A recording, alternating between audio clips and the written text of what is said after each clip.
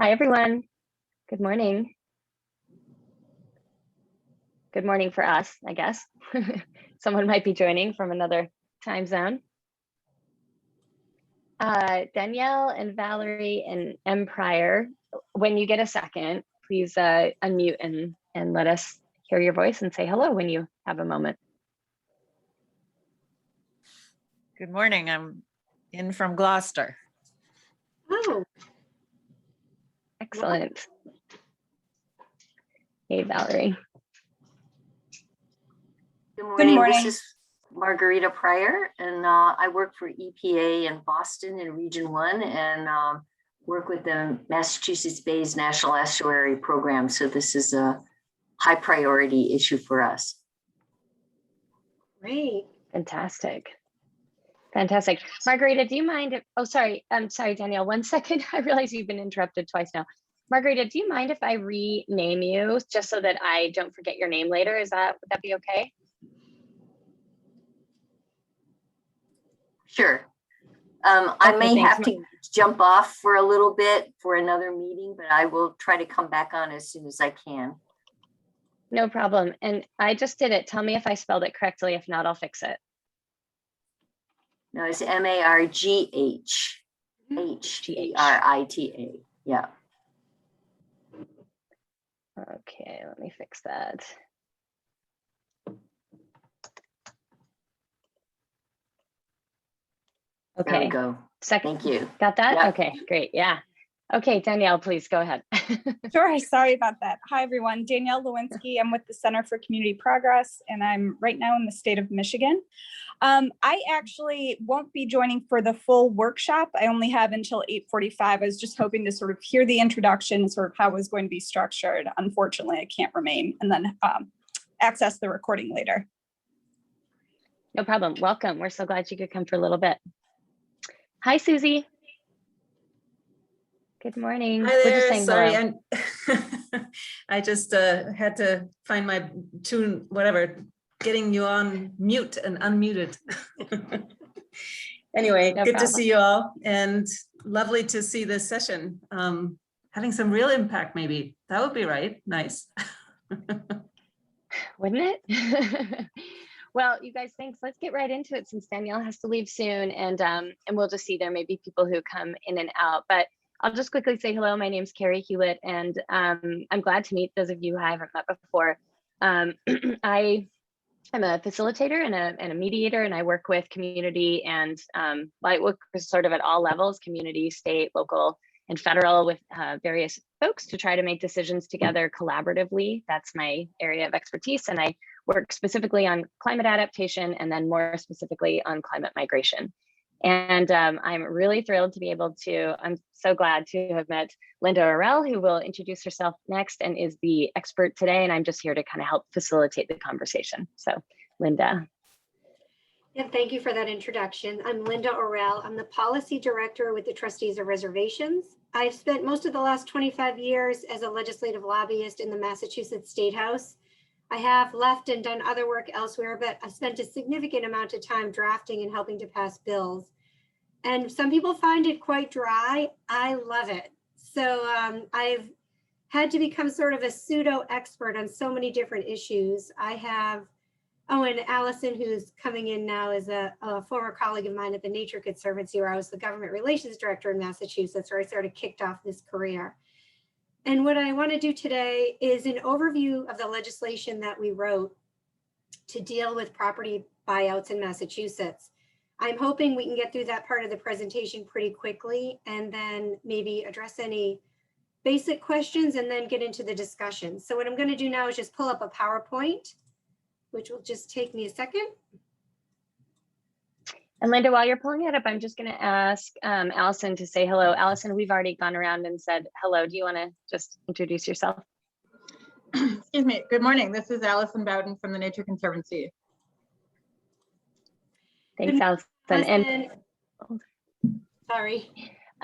That's okay. I just want to also quickly recognize, so our host, Abby, thank you so much, Abby. Abby is with Columbia and here to make sure everything goes smoothly. And we're just grateful to her and all the staff actually at Columbia for making this whole conference work, but Abby for making this session work.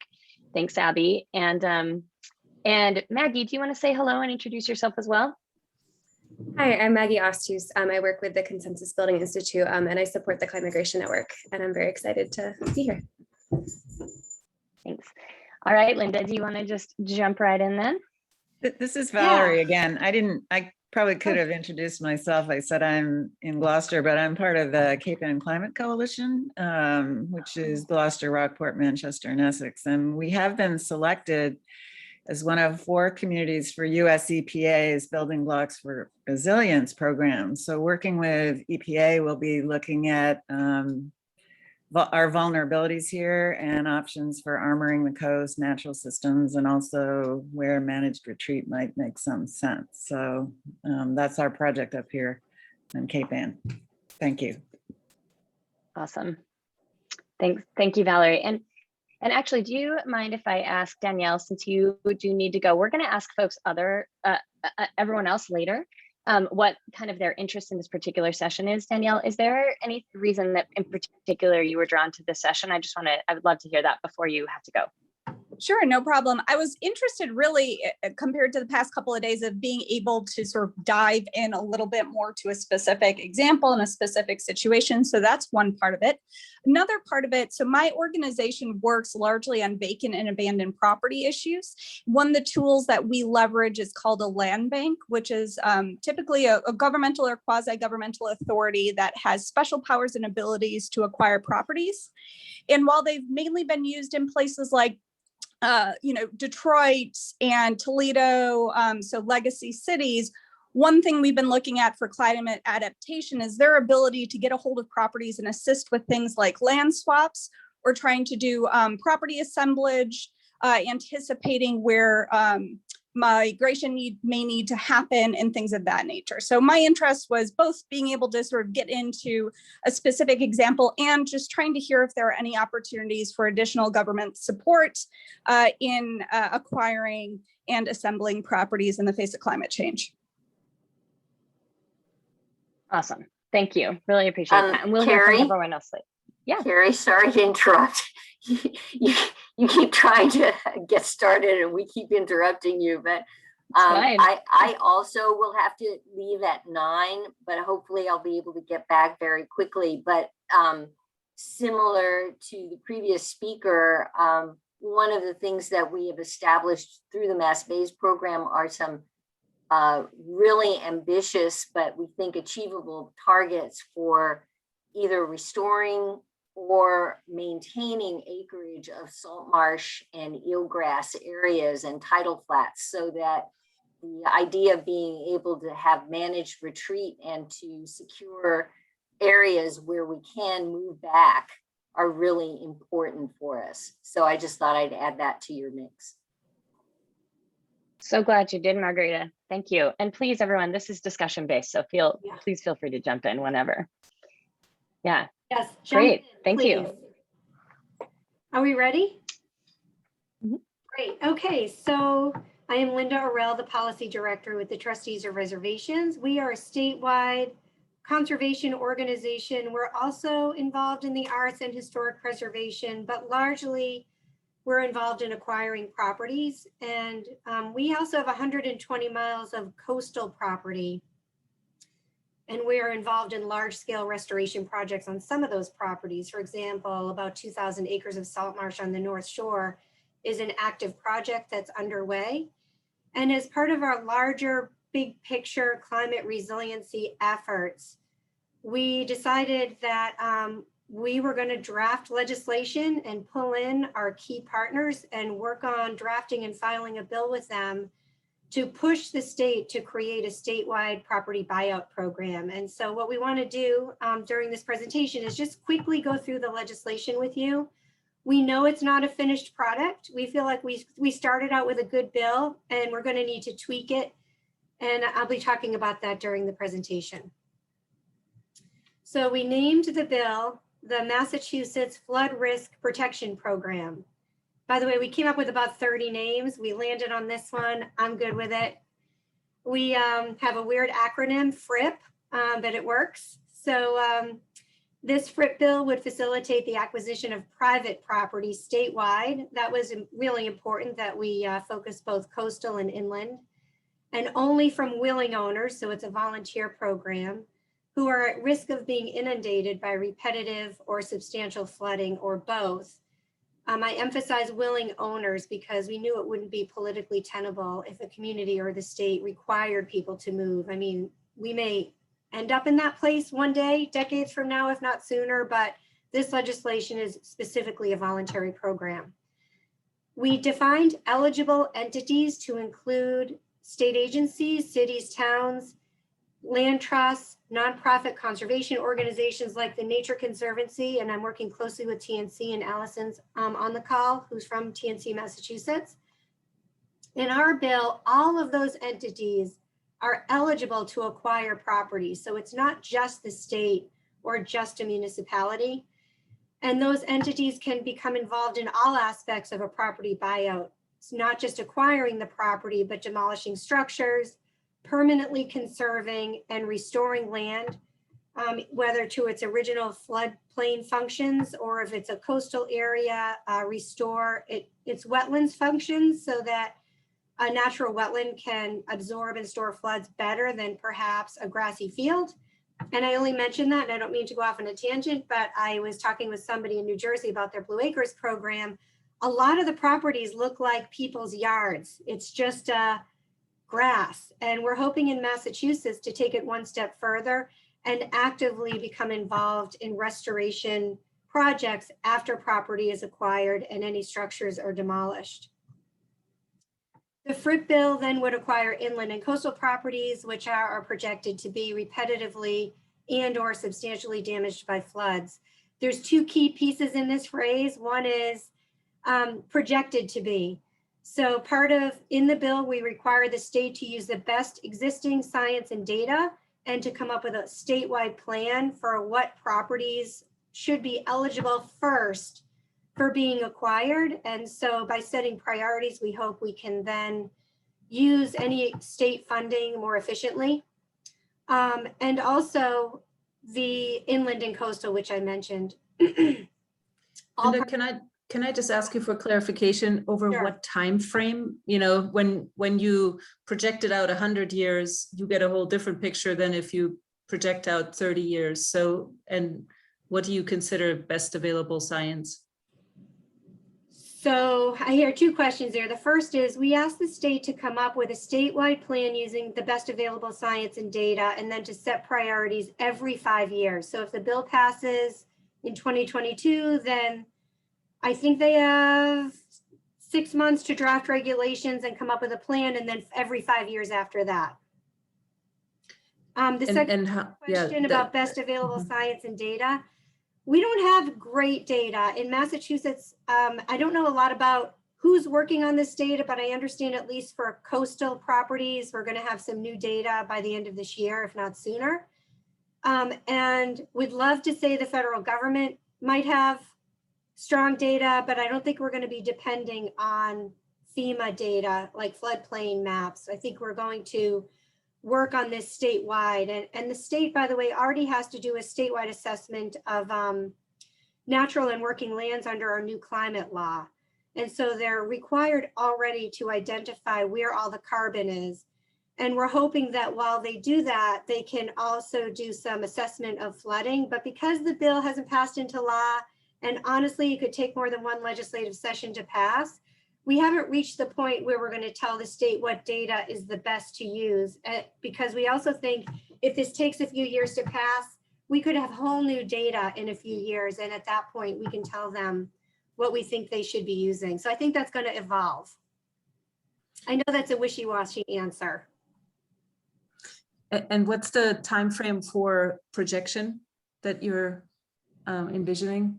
Over what, you know, projected for over the life of the property, or 30 years mortgage? Or... It would have to be protected in perpetuity, which means in Massachusetts, it would be what you call a conservation easement around the country, but in Massachusetts, we call a conservation restriction. We have a very powerful statute that works really well in Massachusetts, and under property law, it's 99 years, but the conservation restriction statute just says in perpetuity, which essentially means forever. Yeah, I meant the word properties which are or are projected to Oh. be. That Oh, projection, great question. not That's protection. such a good question. So what you're going to see throughout the bill, we decided that expert agency staff and other stakeholders who they can work with from universities, research institutions, nonprofits like the Nature Conservancy and the trustees, that we would all work together to draft regulations. I think this is true in most states, but I can speak from experience that in Massachusetts, it's really hard to pass a bill into law. Less than 1% of all bills pass. When they do, most of them are technical corrections to existing laws. This would be a brand new program. It would be a big deal to pass this in Massachusetts, and being able to go back and amend it could take 5-10 years or longer. So we want all these technical details that are driven by science and data to be dealt with in regulation. So we don't have a definition for what projected to be is. We're going to depend on the experts to define that and to decide how they should set priorities, because how we set priorities in 2025 is going to be very different than how we set priorities in 2030 and 2040.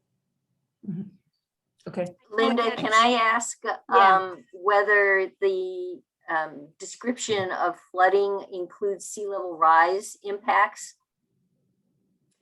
We don't get, it does include it. I think we have like a preamble that mentions that, but we don't define for the regulators what they're supposed to include in their assessment of projected flooding. So it's not in a definition, but again, that was by design. I see. You know, Thank it you. does say, I would have to go back actually and look at the bill itself. We do mention sea level rise, but I think it's in the introductory paragraph. I guess the critical issue is, you know, whether or not it would allow groundwater coming up and simply flooding the streets on a sunny day, not what is typically considered a flood under FEMA standards or any typical hazard mitigation plans, but this insidious sort of, you know, inundation from below, whether or not that would be included. So these are really good questions. And I think I mentioned at the very beginning, we will be tweaking this bill while it's moving through the legislative process. And I'm writing down now that one of the questions we may need to address is how much of a definition do we want to put in a statute regarding how to define flooding? And two examples are sea level rise and groundwater.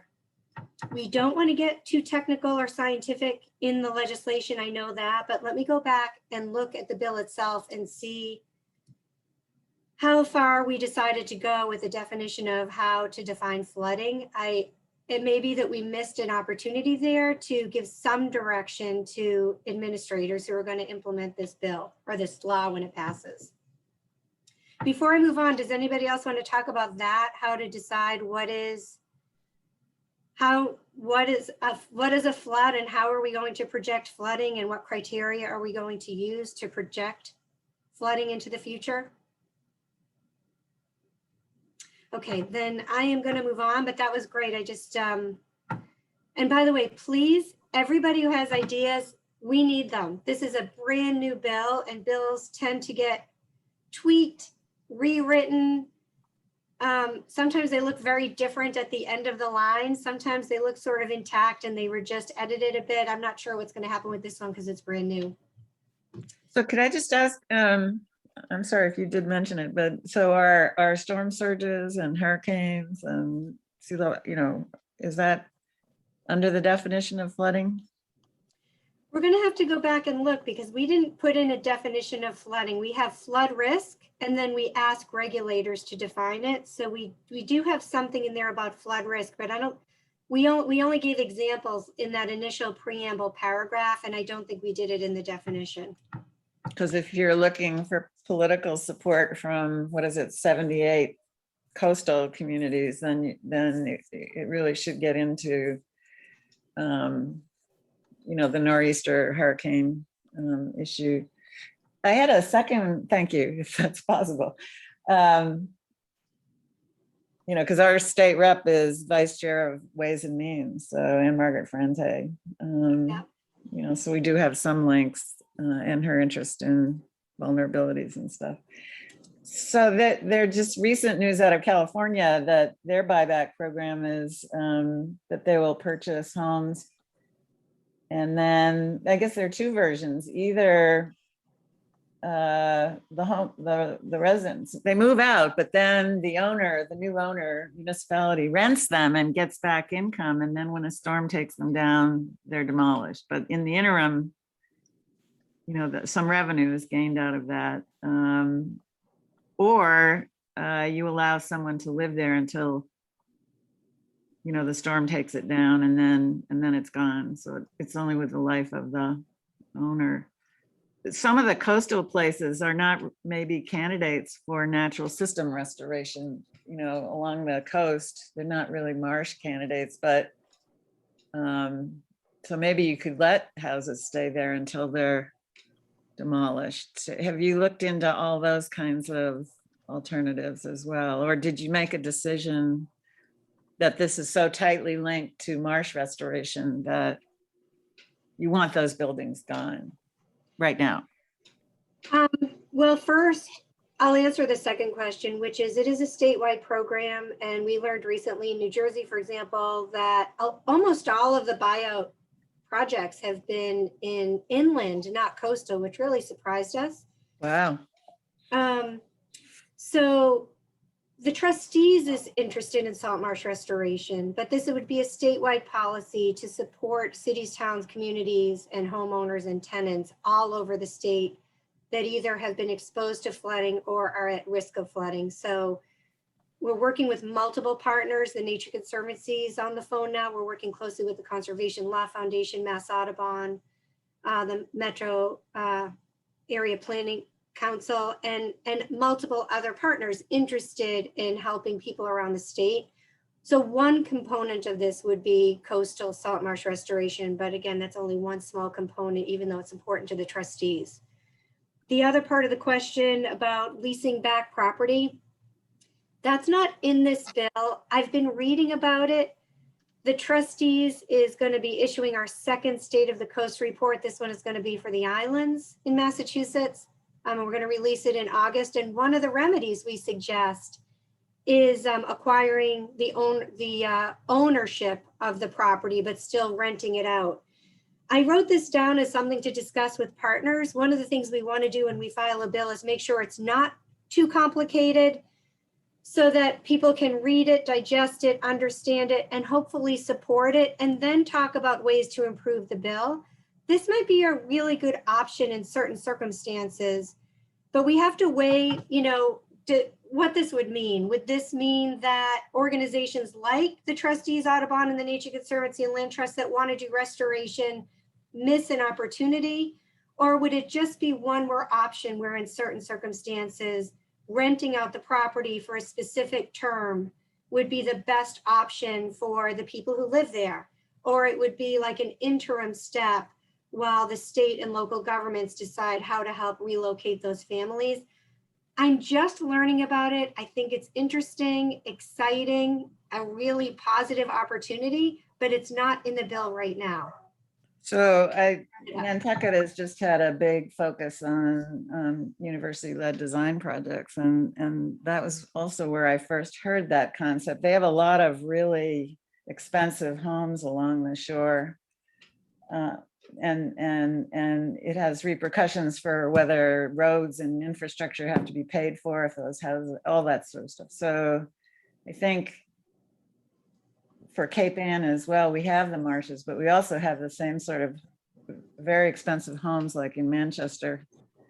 And the town is worried about continuing to have to do road, all that stuff. So those are not marsh related, but they are coastal properties. And certainly in Nantucket, there was a lot of interest in that California model. So I would say I'm really supportive of looking into that. And I think there's political support from coastal communities that would start to emerge. I personally love it. I think it's great. It was not something we discussed or that I personally knew about when we were drafting the legislation in 2020. Yep. I'm just learning about it now, and I will propose it to the group and also to the chief legislative sponsors. It's a great idea. Yeah, thank you. Linda, That I'm would be going to great. hold. I'm going to hold a comment on this about equity till we get to our discussion, but I just want to note there's this really interesting component here around, rental properties, like properties that are vulnerable becoming rental properties on purpose. So anyway, we can talk about that later. Yeah. It's a little different when you're talking like vacation homes in Nantucket, but since it is a statewide program, it's something for us to put a pin in, but I'll just kind of stick it in the notes and we'll raise it later. Yeah, thank you. Again, that did not come up in conversation. I love it, and we will discuss it. But we did this, the last bullet on this slide is, who are we going to buy out? And we had to try to make a strategic decision. Would this be available to everyone, including large businesses? How about municipal infrastructure, which is going to cost cities and towns hundreds of millions of dollars to repair, remove, move, relocate? It's going to be, flooding, we know, is going to be a huge burden on cities and towns around the country and also in Massachusetts. But we also had to think about the policy and political realities. We know we want to help homeowners and tenants and lessees. We decided maybe buildings owned by nonprofits. Nonprofits may also be in a position not to be able to afford to move a building, and also small businesses. And we're going to talk about that equity piece later. We were thinking about all small businesses, but we were focused on small businesses in what we call in Massachusetts environmental justice populations. And again, we'll get to that in a future slide. One of the things we'll talk about, I'll mention in a later slide, is in Massachusetts, we were really lucky to have this environmental bond bill that passes about every 5 years. The last one in 2018 was a $2.4 billion environmental bond bill. And in it was a section we called at the time coastal buyback. It was just a short paragraph that directed the Secretary of Environment to create a coastal buyback program and gave her $30 million to do it. And then there was a former similar language with $20 million in it. So we have a total of $50 million for coastal buyback programs that exist right now in Massachusetts that could be spent by the Baker administration if they wanted to. But it has a few limitations. One is it's only coastal, not statewide. Two is bond language tends to be brief, and it depends on the administration to create a whole program. And we would really rather have the legislature provide some permanent direction for all future administrations about what we want a program to look like. But importantly, the Secretary of Environment does not have the expertise nor the capacity to work with homeowners, to sit down and talk with them about the pros and cons and benefits of moving, and helping somebody to understand why moving now, that the benefits of moving now outweighs all the issues that a lot of homeowners have with moving, that most people would have with leaving their home. So we've involved 3 secretariats to work together. The Secretary of Environment is one. Housing and Economic Development already has a Bureau of Relocation in Massachusetts that works with people that need to be relocated for different reasons. And affordable housing experts, we have some maps showing that 90% of all affordable housing is threatened along the coast. And lastly, our Secretariat of Public Safety and Security, that's where our existing MEMA office is. Right now, MEMA does do property buyouts. They're very limited in Massachusetts, and typically they happen after a disaster using federal dollars. But we think those 3 secretariats together could run a really great program. We also created a trust fund.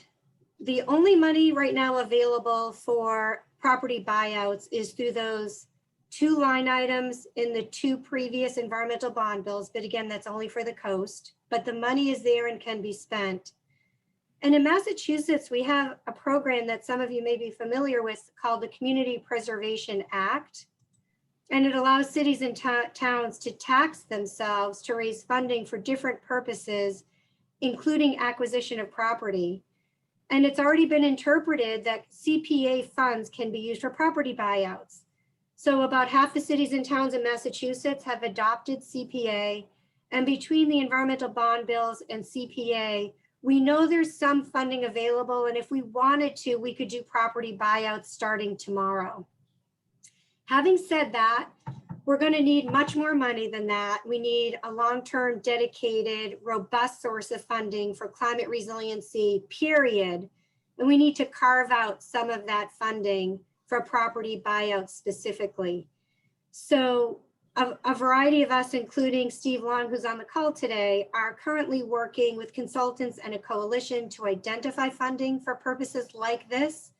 There are some other coalitions and the Baker administration all talking about potential sources of dedicated funding for climate resiliency. And for those of us working on this bill, our job will be not only to work to secure that funding, but to make sure that some of that funding is available for property buyouts. But all that is to say, right now, we don't have a large pot of funding just for this. Linda, Yes. one quick question. Is there also some money in that bill for the running of such a program? You know, while you have 3 departments included, which sounds really great, the coordination of it, the actual delivery of that, I mean, the process is such a nightmare. You know, yesterday in a session, people were emphasizing that unless we have the governance apparatus to essentially make buyouts a lot easier, we're going to be so far behind and not ever get ahead of the curve. So I'm just wondering if that's part of what's in it. We got the exact same question from the Senate Chair of the Environment Committee. It's the question. It's really important. And in the end, the answer is no.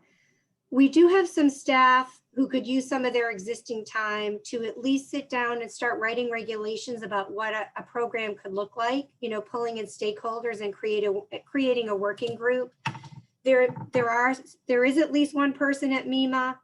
There are people who work on relocation. And there are multiple people in the environmental agencies who work on land acquisition, along with land trusts and conservation organizations like ours.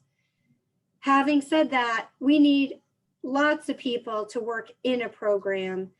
And I believe that if legislative leaders decide that this is a priority and they want to pass it, that they will then fund through the operating budget enough funding to hire people. And I know that because I've seen it happen over and over again, but it just happened over the past few months. We passed a new climate bill in January, and the climate bill amended the existing Global Warming Solutions Act to make it significantly stronger. And to reach the new goals, the new climate goals, several agencies are going to need to beef up their staff.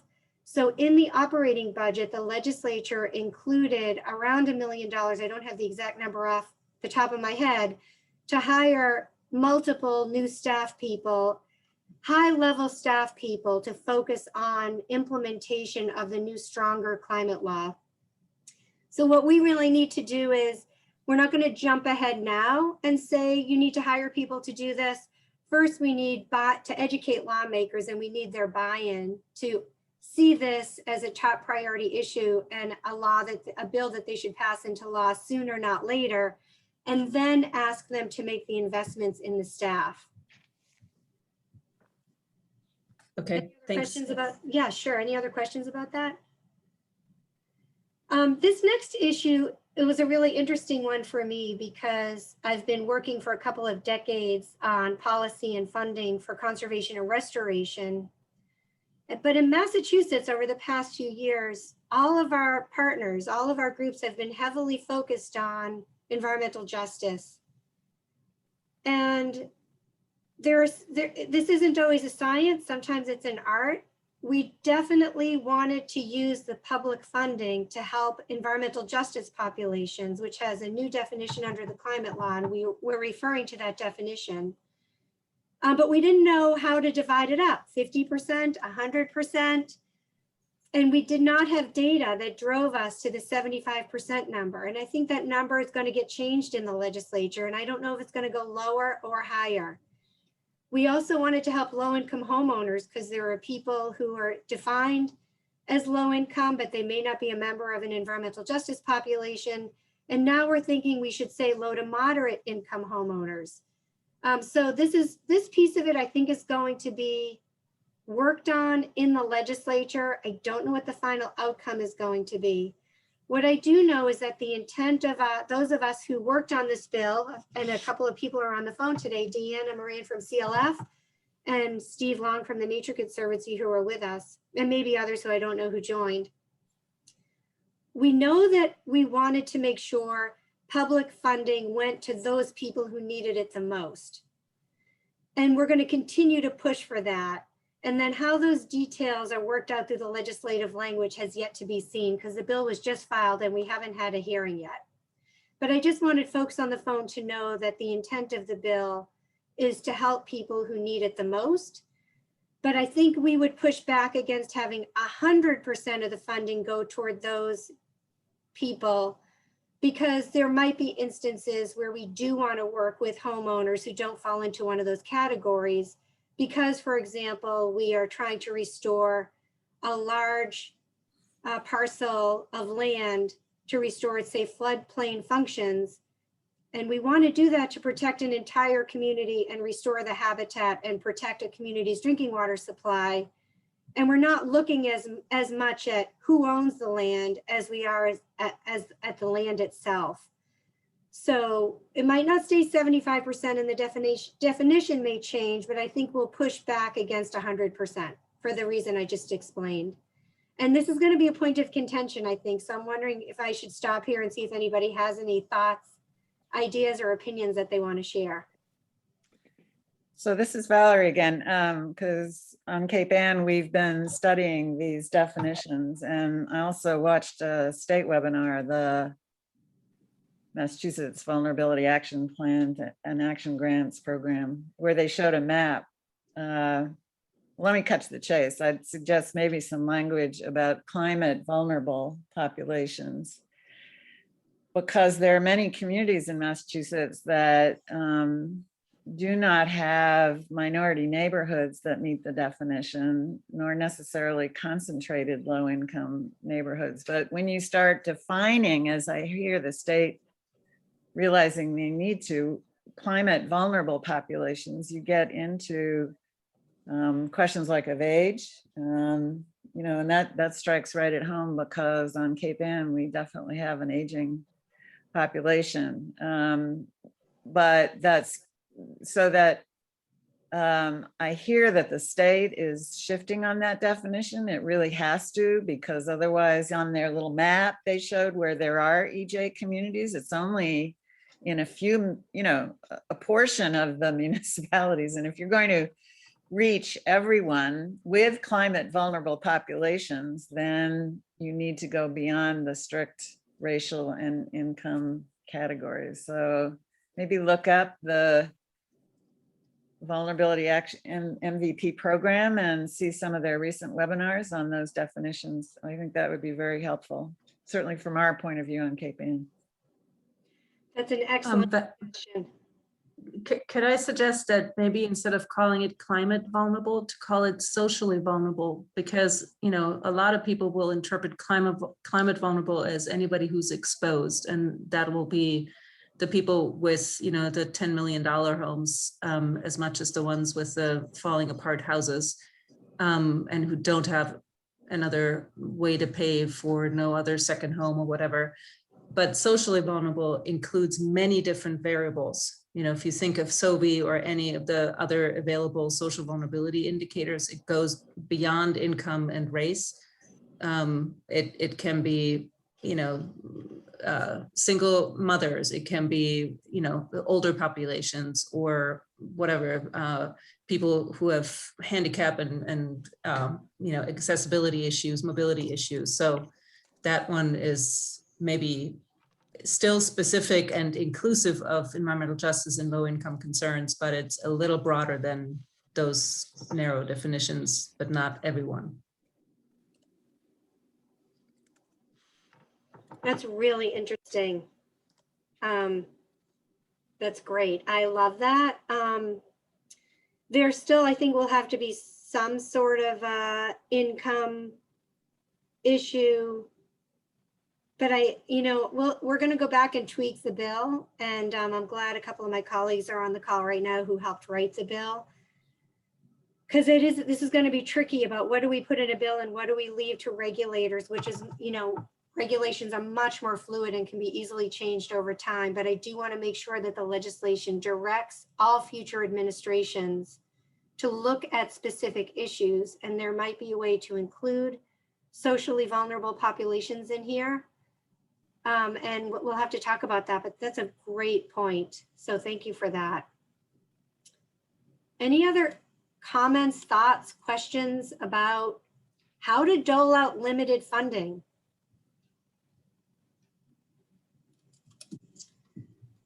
Which, by the way, And yeah. sorry, I'm just going to direct you to this point in the chat that Katie Speedily is making, that she's curious if there's a Massachusetts EJ task force or something that is working on the definition that the state. Yeah, we thank you, state MVP Conservation Law Foundation, who's on here, and Deanna Moran can answer that question. Why don't we let Deanna answer? I think that would be great. Hi, Katie. Nice to see you again. So the answer to your question is that there are kind of parallel tracks. I know Valerie mentioned MVP has been looking at this from a social vulnerability standpoint. That has not exactly aligned with what has happened elsewhere in the state administration to formally define an EJ population. So as Linda mentioned, the most recent climate bill that we passed includes a new definition for environmental justice populations that attempts to expand eligibility and to fix some of the historical problems with our longstanding definition, which our longstanding definition includes English isolation, low income residents, and minority populations. And there's kind of specific formulas for how those are calculated based on different thresholds, and it's all done at the block group level. So I think somebody alluded to this earlier, but that can create some issues if you have a community where there are people who meet those thresholds, but they don't predominate. So that area, that block group, is not being considered an environmental justice population. All of that being said, there is an EJ table made up of a number of community-based organizations, social and environmental justice groups that worked very closely with the administration and with other advocacy coalitions on the climate bill, and were deeply involved in helping to craft that environmental justice population definition. And so to my knowledge, people are happy with the outcome. But I think, there's definitely a little bit of a disconnect between, what's happening more broadly in the state, looking at environmental justice issues writ large, including issues around clean energy and access to energy efficiency and other social justice issues, and how we might be thinking about it from a climate change impacts perspective, which is where I think MVP has been really focused in trying to expand the definition to include other groups that are socially vulnerable based on age and other factors. The other place I would look is at the federal government's definitions, because that was certainly a question that we asked after we were designated as an EPA site, that we don't have a concentrated neighborhood of Black and other minority populations. So, although we do have some in Gloucester based on income, but the federal government apparently has some definitions, because I was told that it's pretty broad as to vulnerability that level of government considers. And since we hope a lot of money starts coming down to the state that'll have certain definitions in that regard, it might be worth seeing if there's some lining up or alignment that would work.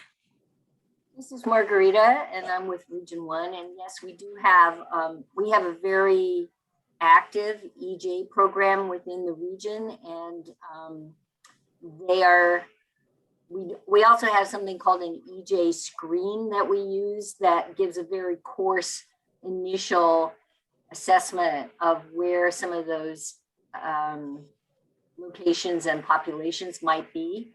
I will get the link and put it into the chat if you're interested in how it's currently defined. Great.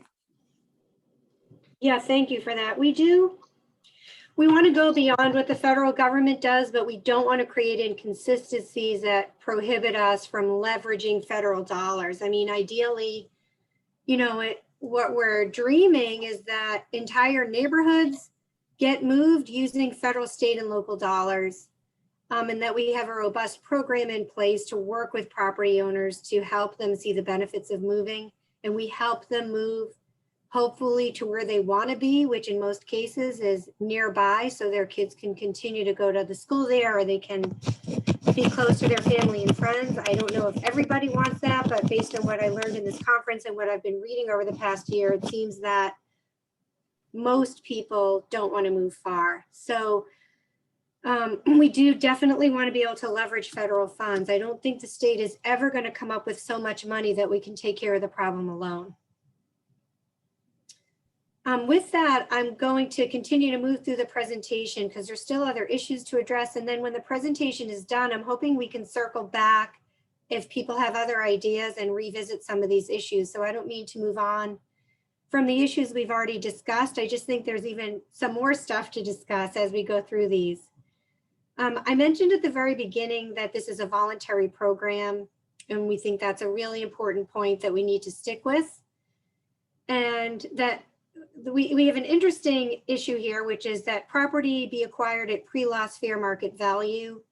I am not an expert on the market value of property. I do know that trying to calculate what pre-loss means could be a little bit fuzzy because it depends on when we're talking about. Was it right before a flooding event? Was it 10 years ago? At what point are we talking about pre-loss? And we decided that we would let all future administrations define pre-loss fair market value based on input from market property value experts and appraisers and community leaders, and that the legislature didn't need to take a deep dive on this. Now, legislative leaders may decide they want to, and that's their prerogative, but we didn't want to start out at the gate with a specific definition for what we mean by pre-loss. The other area here is I understand in New York, for example, they're proposing to provide 5% more than pre-loss fair market value as a benefit. Not only can you get what your house was worth before flooding or before a high risk of flooding, but you can get 5% above that as a perk. And we could talk about that with legislative leaders. It might come up in some of their questions, but I'm wondering what other people think of that, or if you're calling in from another state. I know somebody here is calling in from Michigan. What folks think of some sort of an economic perk to help people see moving as a benefit.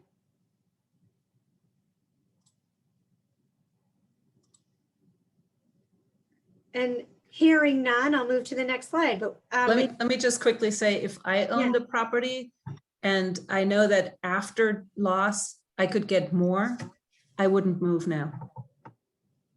Why would I? It's fabulous. Yeah. I can stay until the last minute, evacuate when I need to, and get more money and, you know, relocate somewhere after that. And what if it was an incentive that was only available before any loss? Yeah, that's a better gamble. I mean, then I can make that choice. The piece for me that this doesn't address is that, you know, there is a good chance, if you listen to Jesse Keenan, that the market, the coastal real estate market, will tank very soon. I mean, I wonder if that should go into the education of a legislature. I don't know. Yeah, I think, Susie, I think that's, you know, we've talked to a couple of legislators about that. One of the questions we definitely get is, why would anyone participate in this program pre-disaster when they could just sell their property on the private market and get just, I mean, in this market, probably get a lot more than what we would consider to be fair market value. And we've identified those kind of two things as really being one of the reasons that a program like this is so important. The reason why having this infrastructure in place now is so important, because we, I think, are coming up to that tipping point, which could be, you know, overnight, where all of a sudden we see real estate values on the coast dropping. We could see simultaneous extreme increases in flood insurance premiums that low and moderate income homeowners might not be able to afford. And if their home is their most valuable asset and all of a sudden the value of it has significantly decreased, and they have to sell it on the private market at a loss, it would probably be much more difficult for them to leave or to relocate. And we're worried about those people being, stuck in place.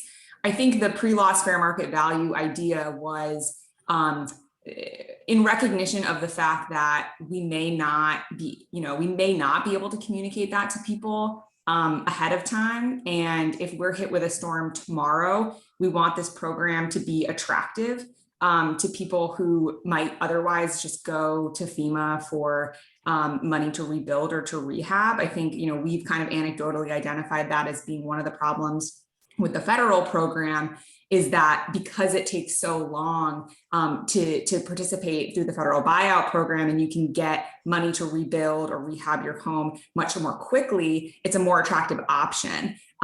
So we want to make sure that this is at least as attractive of an option. So if we can offer them, the pre-storm value of their home and convince them, don't worry, you don't have to rehab, you don't have to do anything, you don't have to sell it on the private market, we'll take it from you now, we will pay you what we would have paid you, a week ago before the storm hit, that might incentivize people to participate rather than to stay where they are and to try and rebuild. Is there a way to incorporate, well, I guess if you're in the flood zone, in the FEMA flood zones, that ought to be incorporated into the appraisal and assessment of your property value, right? But is there a way to make that more explicit, more generally, and not just tie it to the existing flood zones, which are very out of date in many instances? So if you were able to say that the appraisal and the assessment of the existing value is particularly likely to be decreased because of the projected flooding impacts, then that would decrease the value and make this particular program more attractive. We don't have a requirement that be included in the bill. We do ask the administration to do what we discussed at the beginning of the call, which is to identify where existing and future flood risk is, and then to set priorities about where to invest public funds. I guess I would presume that FEMA flood maps would be one of many data points that the state would look at, even though it's not written in the bill. The other thing, and Deanna, maybe you can talk to this. I know that some partner organizations are talking about a requirement that somebody identify that they're in a flood zone before they sell their home. Deanna, do you want to say anything about that proposed policy? I just want to acknowledge that Katie has her hand up and give her an opportunity to say something. Oh, thank you. I can't see that. Hi, no worries either way. So just a couple points. So first, thinking about sort of defining the loss for fair market value. So I think as we can all agree, there are going to be sort of more chronic threats increasingly that are maybe motivating people to want to participate in a buyout. I think sort of traditionally it's been sort of the presidential disaster declaration threshold. So if you're creating a bill where you're sort of using the quote unquote like loss event is the triggering event for fair market value, but it's somebody like, oh, it's the nuisance flooding I had a week ago. Sort of how can you create a more encompassing definition, but also have that temporal aspect for the fair market value considered in the bill? And then the second thing is thinking about, this would probably come more like a regulatory stage, but I think increasingly you'll see buyout programs with federal funds, drawing a distinction between a homeowner who was there at the time of the loss, however you define that, compared to subsequent owners of the house who can only get sort of post-storm or post-loss fair market value. So that's something you may want to consider. And then in terms of the relocation assistance question, I think that's sort of where you're getting at with the incentive. I think there's multiple things you could think about there.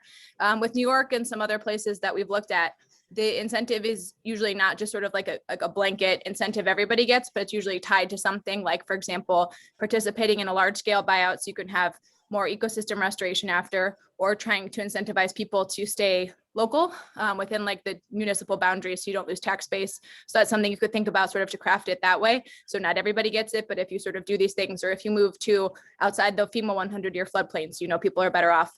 And then the additional thing to think about too in crafting incentives or relocation assistance, is also thinking about not just sort of the long-term helping somebody move, but if they're participating in a buyout and for some reason can't stay in their home long-term, if you could provide other, if you want to have funding flexibility to allow people, for example, to stay 6 months somewhere else while the buyout is being processed and the demolition is occurring and they may not be able to move somewhere else. So just some thoughts on the points people are talking about. That's super helpful, Katie. Thank you. And I know you've done a ton of research on this, so I'd be really curious to know, one of the issues that has come up around relocation that might be specific to Massachusetts, but may not be, is that we're kind of simultaneously in a housing crisis right now. And a few legislators have brought up to us that, is it really realistic that you would be able to relocate people in their own community or elsewhere just because of the cost of housing? Would the fair market value of their house get them that same house or any house at all in Massachusetts? And I'm wondering if there are other states who have looked at this issue of kind of the viability of being able to relocate people either within the same community or elsewhere, given kind of the rising cost of housing. Yes, so short answer, happy to follow up with you on this too. There are some examples we're aware of, including one in Louisiana, where essentially especially in impoverished communities, they don't try to use an incentive based on sort of the fair market value of homes in that community. They'll look more on like a regional scale, so like county or parish, to try and essentially bump up the money that people could get. So if they're moving within the jurisdiction or somewhere else, they're more likely to have the money that they need to do that. In addition, I think there are opportunities that we're working on 2 projects, one in Louisiana and one in New Jersey, but long story short, really trying to link the discussion of potential relocations to future investments in affordable housing, which is a very huge challenge, but really trying to coordinate the 2 together so it's not relocation at the exclusion of sort of where people are moving. Great. And this is Carrie. I'm going to just jump in and ask a question. We're going to do this a little bit of my question is about adjusting the agenda in real time. Linda, I'm wondering if we want to do your next slide about contiguous properties and then just jump out of the slides and just continue the conversation with the kinds of comments that people have. What do you think about that? Let me just go through each slide very quickly. It'll take 1 minute because there might be even a couple other topics to discuss, and I don't want to miss the opportunity for people to know what we're trying to do in the bill. Let me just do it really quickly. I'll just take a minute. That's fine. Let me just ask everyone else then, if you all would, this is great, by the way. I'm not trying to like fix a problem here. I just want to get us, I just want to make sure that we get all the points in so we can keep talking. Just everyone else, if you don't mind, there's a document that I linked where you could jot down some questions or just jot down your own questions. And then I just want to make sure we get them. So either put them in the chat or put them in that document, which I'll link again, and we'll just make sure we get to them toward the end. Thanks. Go for it then. Can I just add, Carrie, I've been trying to take notes and this program is being recorded so I can go back and listen to it and make sure I'm capturing all the notes. But if somebody comment in addition to a question, I would love anyone to write down information. I'm going to put my email up at the end.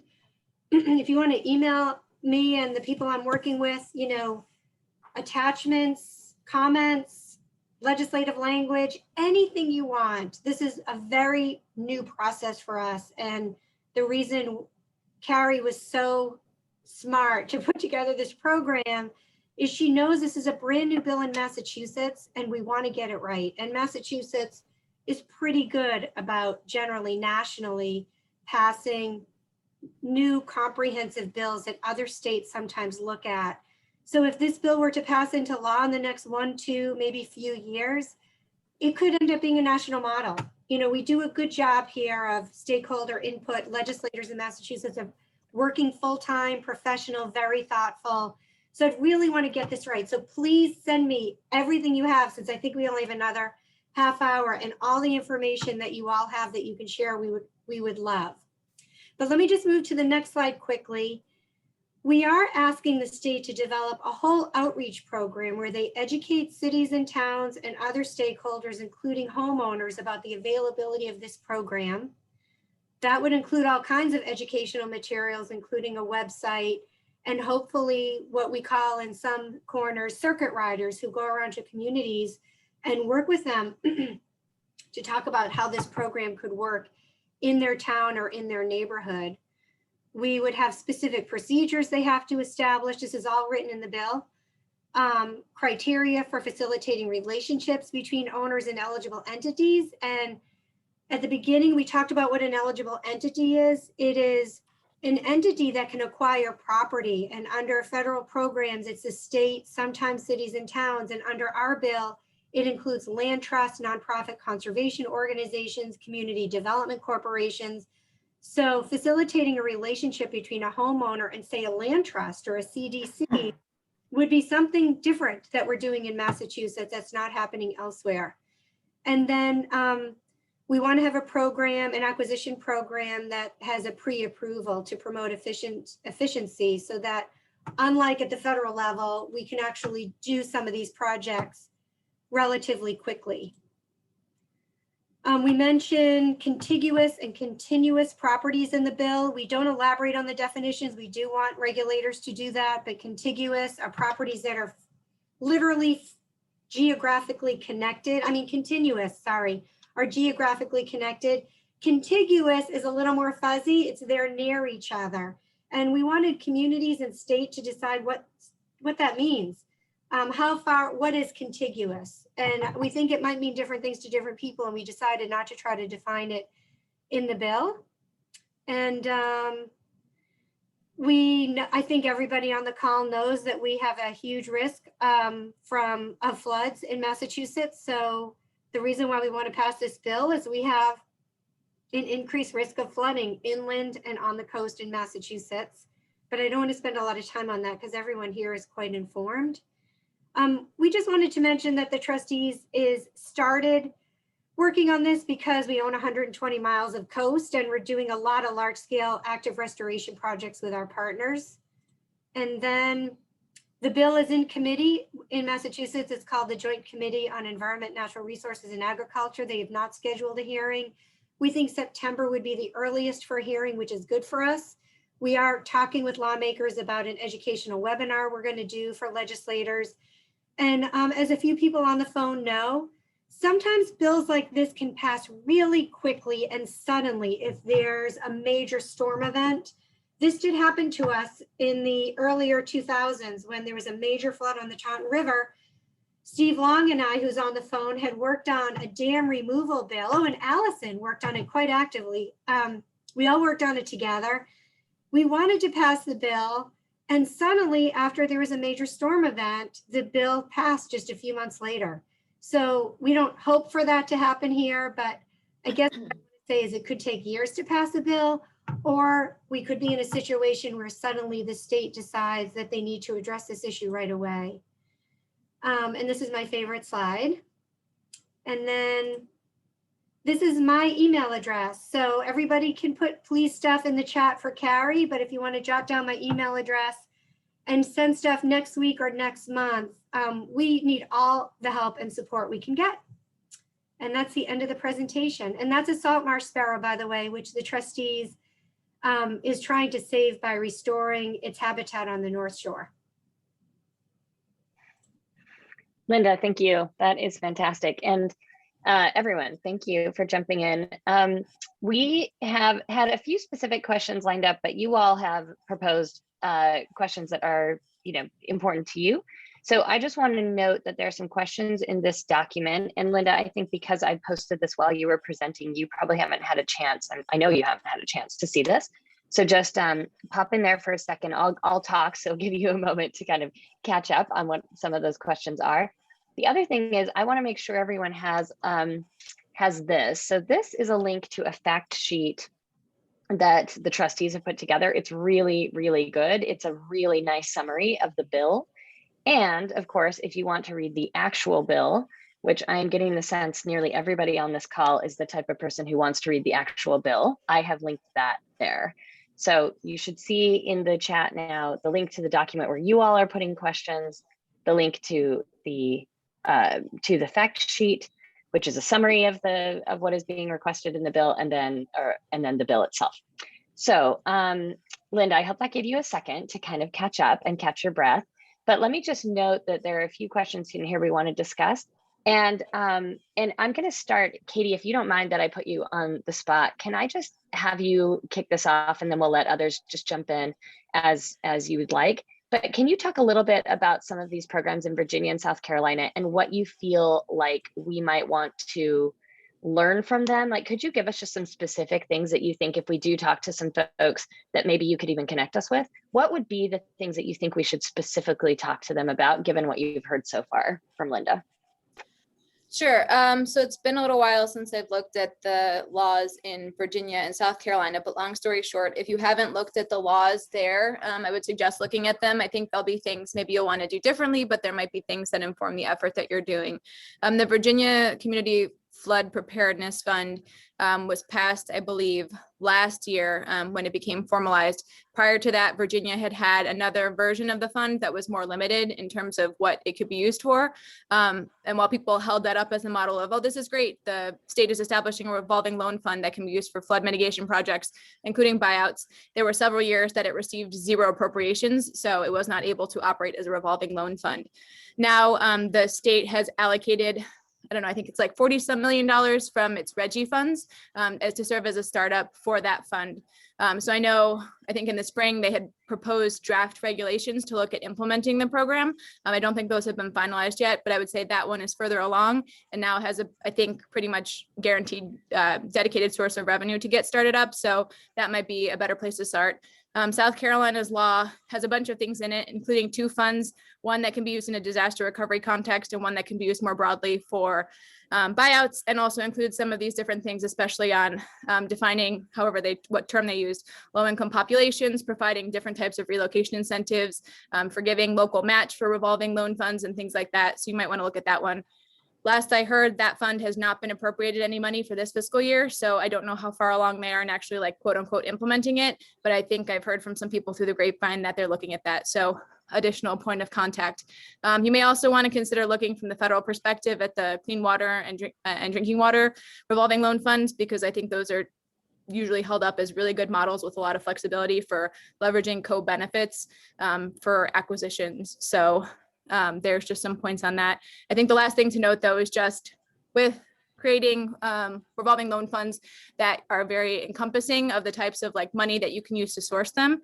Just be cognizant of, if you're mixing federal and state funds, you may be beholden to the more restrictive federal requirements for what you want to do with state funds. So for example, that might affect what you want to do with relocation assistance. Maybe you want to do more, but the federal government says you're limited at a certain amount. So just thinking about commingling funds and revolving loans. Awesome. Thank you. Points. Thank you. Yeah. I think we can just let this flow naturally. If you can use the raise hand function, then please do. And if that's not accessible to you, then just jump in verbally. But we'll just kind of, line up the queue here, folks who want to jump in either with comments or questions. Anyone want to jump in? You could certainly refer to any of the specific questions that you already wrote down in the document, or it could be something you haven't yet had a chance. Yeah, Valerie, go for it. So I wanted to comment on the circuit rider part of the proposal. And certainly with all the sessions I've been listening to in this conference, really focusing on, to make progress, you have to have communities writing the stories, and it can take some time. So there is a movement and a network in Massachusetts around what are called the sustainability coordinators. They've started out for the last few years around the clean energy, net zero jobs for a coordinator in the municipality. But those are expanding now to include things like adaptation and floods and all of that. So right up here now, is our climate coalition going to push for a sustainability coordinator locally hired, working the local histories and narratives and stories? And so my reaction to the funding of circuit riders is, well, that comes across as one more state expert coming into town briefly and leaving. So maybe you could look into the movement that already exists for funding of sustainability coordinators in communities. And certainly Anne Margaret Ferrante on Ways and Means, that's been something she's talked about for a couple of years. So I think it's not only preferable, but may work better with the politics of where communities are. So that's a great point and a great idea. And one of the things, what hasn't happened yet, and this is going to take us some time, we need to educate legislative leaders about the problem, the threat, about what's going to happen to their own constituents. I mean, the Speaker of the House is from Quincy, Massachusetts. He has large neighborhoods that are at risk of flooding. And if we have a major storm, will be flooded. And we haven't yet sat down with him to talk to him about our bill. And, you know, he and others probably presume that if there's a disaster that they'll get relief from the federal government. They may not have taken a deep dive on what could it look like to plan for a disaster and prepare communities. I mean, I shouldn't say that. They are thinking about things like seawalls and nature-based solutions, you know, rebuilding dunes to protect their neighborhoods, but they might not be thinking about property buyouts. So this is a very new process for us. In my experience working in the legislature, it can take several years to educate lawmakers and get them on board with a new complex, potentially controversial policy. So it's hard for me to predict how long this is going to take, but we still need to get legislative leaders on board. That includes the Baker administration. We don't know if the Baker administration is going to be here in a year and a half. I say that literally, we don't know. I just don't know who's running and who's going to win. And we don't know who's going to be speaker or a Senate president. And this is a very new process, but things like circuit riders are tapping into some existing community leaders who may be getting paid by the state, but working pretty consistently with the same communities. I think that will all naturally unfold once we have a governor or a speaker or chairs of committees saying, let's do this, and what is it going to look like? I think it's a great idea, but getting the funding and then implementing the program, it's just not going to happen until we get these folks to say that we need to get a program going in Massachusetts. I'm really grateful to know about South Carolina and Virginia. They were not on my map. I've been looking at New Jersey, Washington, and some counties, federal programs, and some proposals in New York. So I'll look at those other two states and see if there's anything we need to put in the bill regarding implementation, regarding tapping into some existing staff or creating new staff to implement the program. Yeah, Linda, sorry, were you going to ask something? I just have a question to ask. Okay, great. There's this point that came up, you know, earlier when we were talking about how much are you going to define this? How much should you define that? And there's really this like balance between allowing for flexibility and also for the, you know, for the regulators to make those definitions. And there's some comments in here about, you know, how the language can lock you in. For example, and I don't know who said this, who wrote this in the document, but they say, you know, quote unquote, repetitively and substantially damaged by floods does not account for the fact that many properties will become uninhabitable. But then on the other hand, you know, you need to define it somewhat. So I would love to hear if anyone has any concern or just ideas or experience around what you do not want to leave to be defined later, what you think you should definitely get in the language of the bill, right? That would be really helpful, I think, for this process. So anyone who has thoughts on, you know, knowing that you've got to leave some stuff to be defined later, what do you think should definitely not be left to be defined later? Something that you should really stipulate in the bill.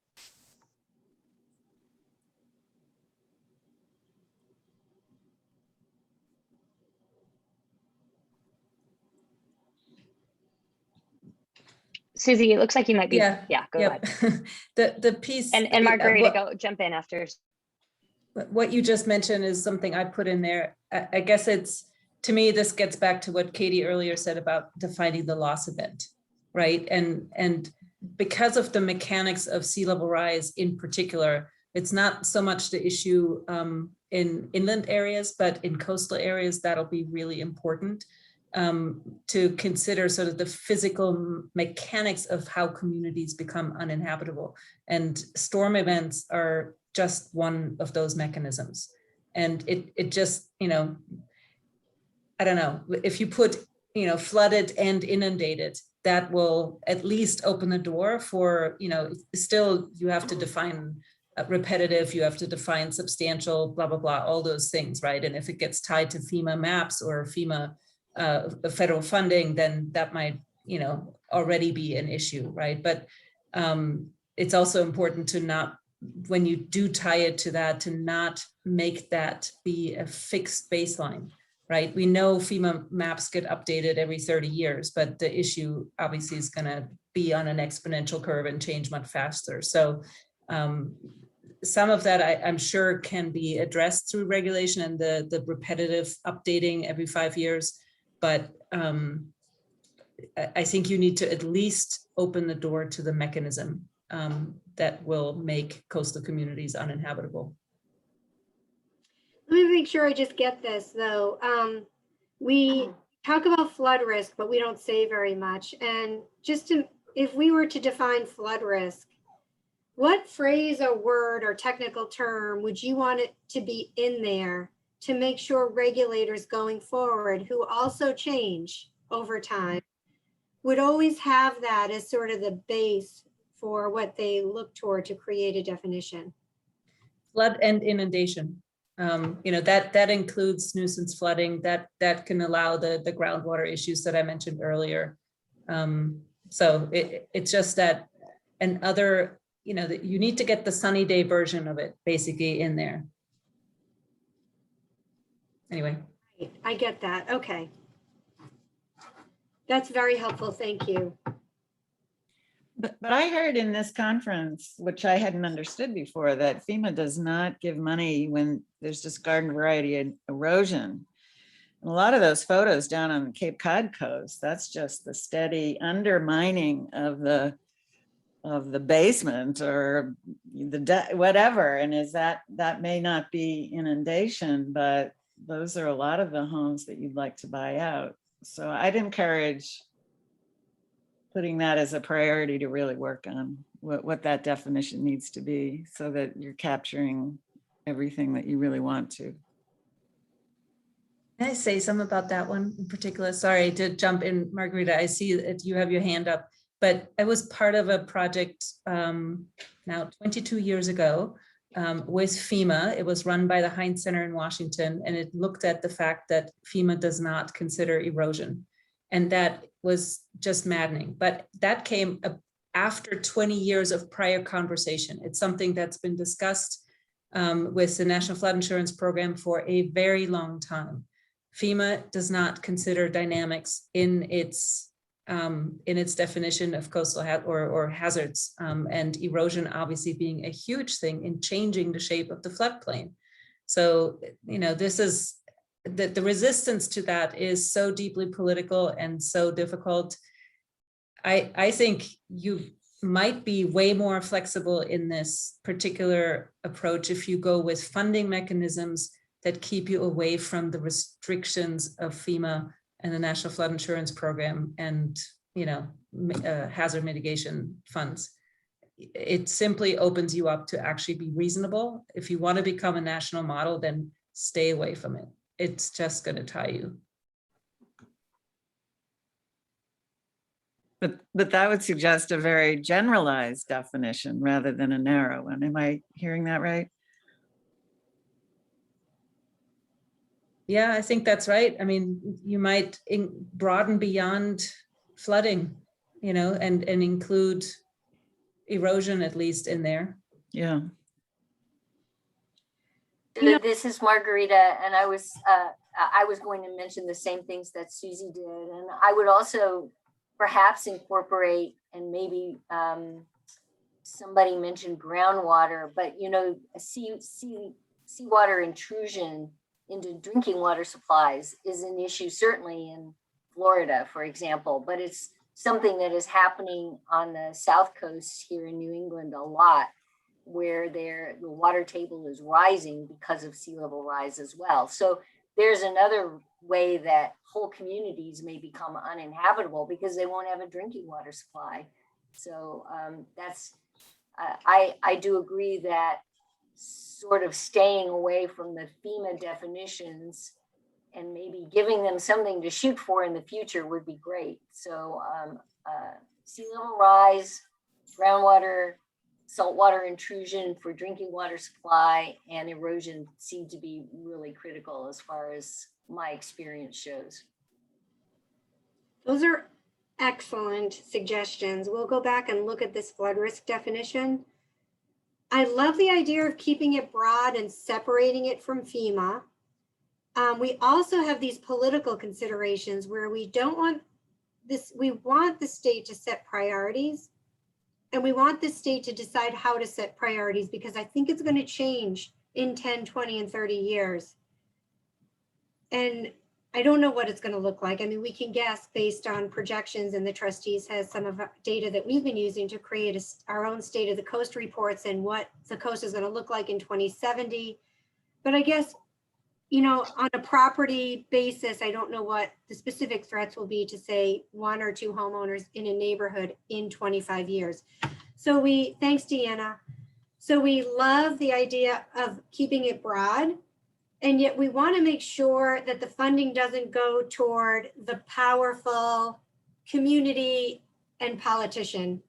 So we have to also make sure we provide some restrictions that say, you know, you have to pick the most threatened properties to invest limited funds into. And I don't yet know how to direct future administrations about how to set those priorities, but I like the idea of a balance between a broad definition that gives the state flexibility about where to identify the greatest threats, and pushing them to set priorities based on data and science and not on politics and power. I don't know how we'll put that in writing, but one of the reasons we wanted to have a strict definition is it also constricts decision makers about how they can spend public funds. So we'll have to figure out, there's a way to do that in legislation. We just have to strike that balance. And Linda, one thing, and I have to get off too for a 10 o'clock meeting, but one thing that just occurred to me, and it's been in the news, was the collapse of that condominium in Florida. Yeah. And that's a subsidence issue. So that might be something that you want to incorporate as well. Yeah, that was super scary, and it made me think of our bill right then. As soon as I heard it, I was like, I wonder what that was about. Did they say it was about subsidence?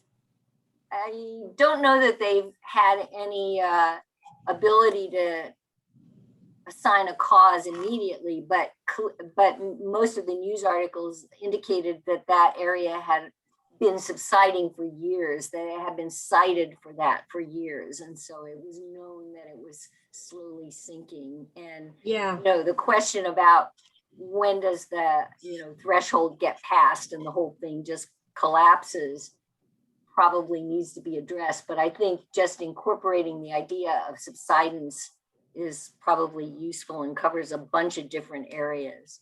Yep. That was my thought listening to the engineers last night, is that, boy, if you're a property owner down in Miami and now you have to start worried about this problem, that your building's going to fall down. My God, the shot across the bow. What I would like to say, which I've been hearing in the conference, and I think the state and EJ movements and stuff have been looking at that notion of, your assumption is that if you leave local control in place, then it's affluent, powerful people who make the local decisions. And I wouldn't disagree with that, but the whole thrust of serious community engagement is to really empower the voices of those who would be most affected, and that's the most effective strategy anyway, is that if you're going to get communities to move, you've got to some degree, reinvigorate democracy at the local level. So I think I have big hopes for that kind of process. That the message I was hearing in the conference was, there's no way around it. That people are not going to move just because the state wants them to, and you know that you have got to engage local communities, and that means bringing indigenous voices and Gulagichi voices, you know, whatever. So that's a power dynamic that I think is worth considering. You keep going down the route of states deciding this on expertise grounds. Well, maybe that doesn't work either. So, in Massachusetts, we have a strong local government. We have home rule, meaning towns get to do a lot at the local level, interpreting and implementing state laws. We have the Community Preservation Act, Green Communities Act, the MVP program, all three of which are guided and funded by the state in part, although CPA is mostly funded locally. And yet local bodies get to make a lot of decisions about how to implement those programs. They don't have the same level of local control in some states. So I think we already have a system in place where we can pass a state law, provide state funding, have some guidance and expertise coming from the state, and then have implementation happen at the local level. I'm wary of having too much implementation at the local level, only because there are some small towns that don't have the capacity to do anything and they need state support. And so I've had mixed feelings about some of these local programs. I would like them if the state would provide more capacity at the local level where it's needed. And I like them less where the state doesn't provide that local capacity. And there's a couple of volunteers with no expertise implementing big money at the local level, and they really need some help. So I think we have a good system in place here, and we need funding, guidance, and capacity from the state to make this work locally. And everyone's leaving. Thank you so much. My gosh, I've learned a ton. And Carrie, thank you so much for organizing this. I'm very grateful to have the chance to hear from different experts who aren't within my typical inner circle. And I've had people say, call this person or call that person, and I don't know them, and I've called them and we've talked, but to have people all in one place who self-selected to be here and learn and share their expertise has been enormously helpful. Can I just respond? I'm sorry, I went to look for the book I got. How States Stifle Urban Innovation, City Bound. It's written by Harvard Law School professor. And in this is a chapter about Massachusetts is actually one of the most restrictive state control, not allowing local communities to do very much at all, which I think is kind of fair to say. And it's also been a lot of attention to the lack of transparency in the legislative votes. I know you know all about that campaign. So I think that to suggest that Massachusetts is a local control state is probably, at least according to the City Bound, How States Stifle Urban Innovation, we're actually one of the worst states in the country for states exercising too much authoritarian control. So I use some strong words there, but. Yeah, I get that. I was referring to very specific environmental programs. The Green Communities Act, the MVP program, and the Community Preservation Act are designed specifically for cities and towns to implement. No, but I think a lot of, when you really look at it, a lot of those projects are done by professional groups or state, whatever. There's a very serious lack of public engagement in the work of democracy these days. Just people aren't showing up, and it's a dynamic of experts controlling the work. And I've been really impressed at the entire conference, saying that whether they control it through benefit cost analysis, the data that you can't possibly understand or whatever, and we just really have to make this be successful, turn over a lot of control to local communities and the stories that they have to tell if we're going to make some progress. So yeah, it is. Valerie, I'll just weigh in and say it's really a huge theme of this conference. And just to wrap up, because we have 1 minute left, I just want to say thanks to everyone. And it was so good.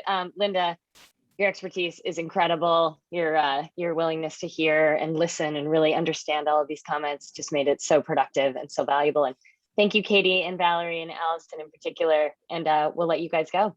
And thank you Abby, so we'll stay much. on for It's 1 great. second in case you need anything. Yeah, you're welcome, Valerie. Thank you. Great. Thank you. Thank you. everyone. Thank you very much.